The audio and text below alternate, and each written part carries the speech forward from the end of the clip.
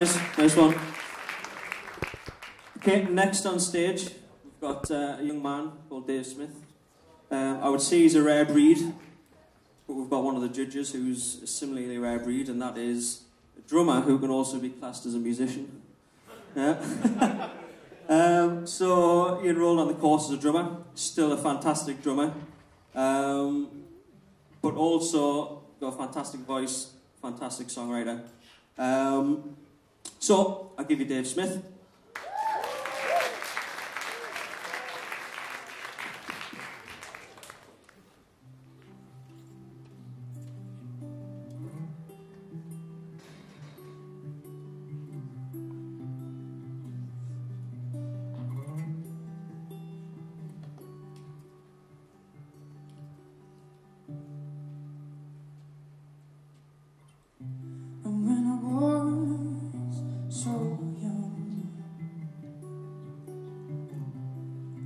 Just waiting to be broken,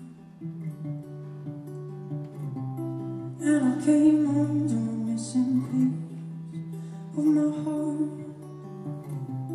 I've never felt so hard.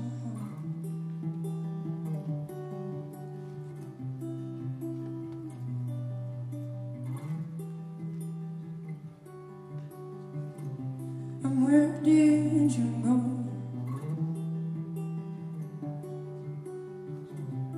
Was it my fault?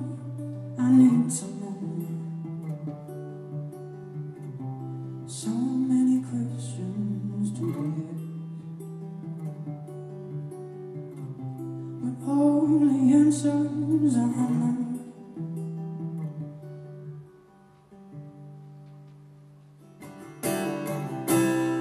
And I'm sorry, Mama, for any trouble. Of course,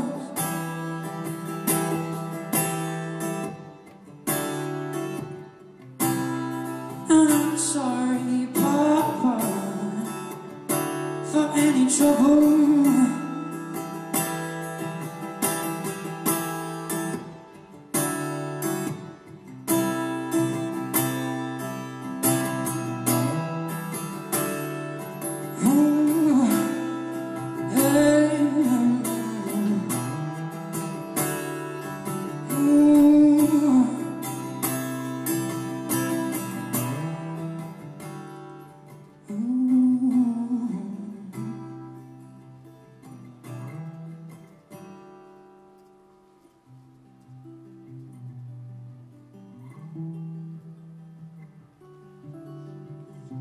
Three in a house built for four.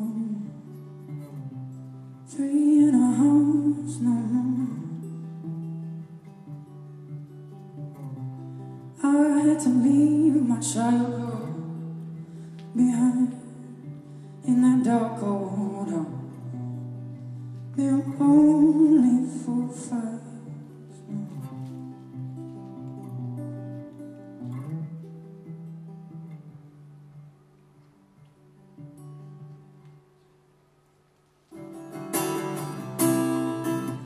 Sorry, Mama, for any trouble I've caused.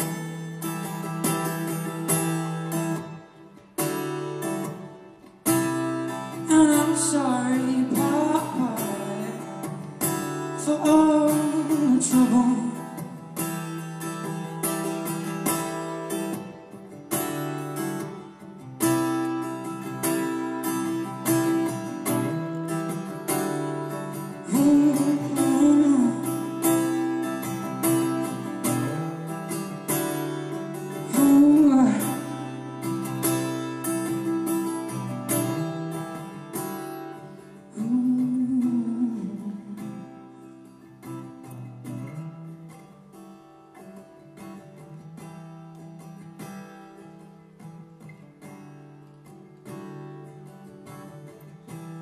And my wounds will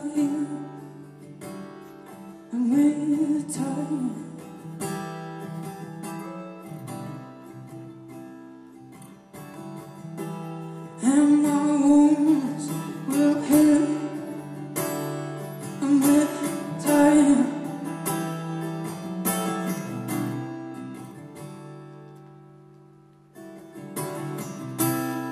And I'm sorry, Mama, for all the trouble I've caused.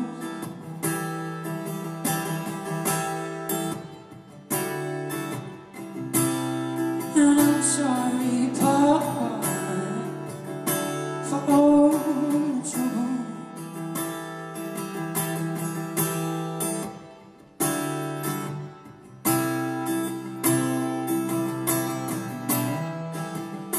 And I'm sorry, Mama,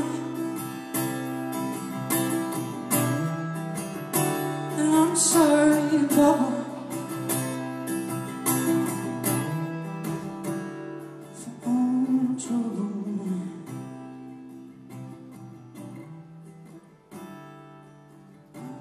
I'm sorry.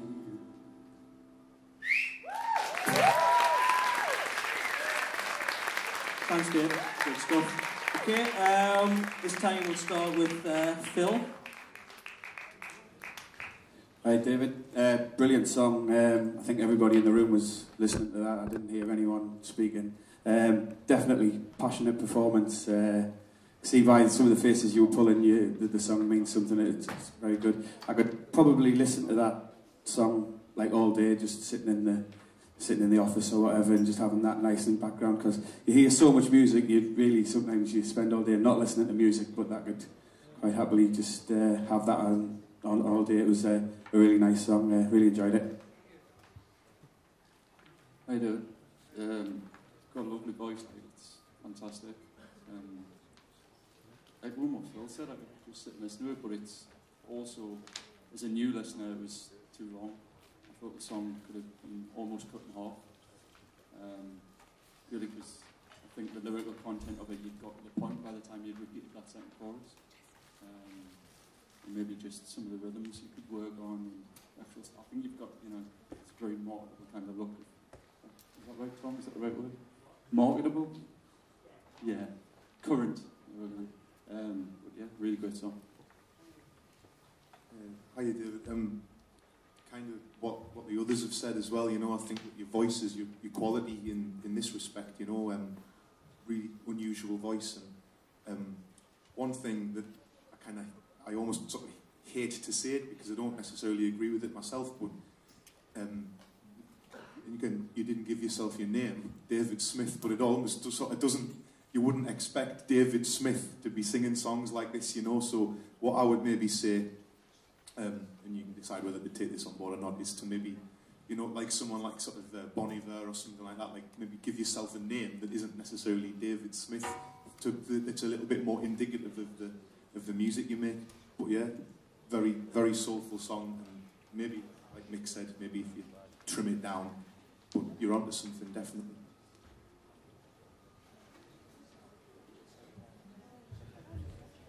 That was good. We put on a lot of bands and acts a bit like that. I mean, come through communion, people like Ben Howard and a bit like Daughter. So there's a lot of emotive singer-songwriters out there. So I thought the song was good, but I thought it's a little bit, but for me, a bit of a mood piece. It's like a nice mood, but you need to get up another gear in songwriting, because there's a lot of kids, a lot of young people who do moody songs, and there's a limit to how many moody ones you can get. You want to sing along a song.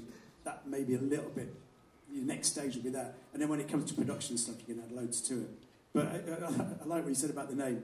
I mean, like number one in the charts today, Bastille. He's called Dan Smith. He's changed his name, so maybe there's a lesson there. Yeah, I thought that was fantastic, actually. I agree with everyone else on the panel. I really like your voice. I was going to say exactly what Mick said. There was a point where the performance was really good as well, by the way, but there was a point where you stopped after the second chorus, and I thought, if you stop there, that's absolutely great. And it did go on, and it wasn't that the rest of the parts were bad. It just felt as if you'd almost run your course with that track, and I kind of wanted to go on and hear the next bit. The only other thing of criticism, but it's probably nonsense, but as Mick said, you've got a very marketable look, kind of quite a poppy look. I wouldn't expect that song to come out of you, and whether that's going to be your unique feature, that's going to be good, or maybe, I don't know, you look go out and, you know, shave your hair off or grow a mad beard, and like something that edgy then comes out of something that perhaps goes with it. I don't know. It just took me by surprise. But really good voice and really good potential there, I think. Yeah, I mean, what I would say, it just sounded great. The guitar playing and the vocals were really really dynamic. You obviously have an appreciation of silence as well, which is rare for a drummer. Interesting subject matter as well. I was drawn in by it. It just like quite a lot of the other acts as well. It would be interesting to know what your intentions are. Like, what do you want to do? And that can, you know, then you can decide. Okay, well, do I want this to be a mood piece? Is that what I want, or do I want to be, you know, do I want to be Dave Smith, or do I want to be like called something like, I don't know, Ferrero Rocher or something like that? I don't know, you know, it's like, but that's like, you have to decide what your intentions are. If you want to be a superstar, you probably could be, and you probably need advice from someone else other than me.